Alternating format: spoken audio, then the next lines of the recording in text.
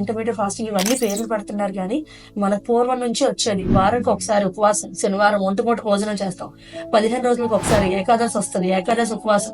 అలా రెగ్యులర్ గా మన ఇంట్లో వాళ్ళు మన పూర్వం అంతా కూడా ఉపవాసాలతో బ్యాలెన్స్ చేసేదండి. పూజలను పురస్కారం ఏదో చెప్పి మనం చేసేవాళ్ళం. ఇప్పుడు మనం విచ్చలవిడిగా డబ్బులు ఎక్కువైపోయో లేకపోతే విచ్చలవిడిగా టైము, అంటే ఇప్పుడున్న పరిస్థితులు కూడా అంతే.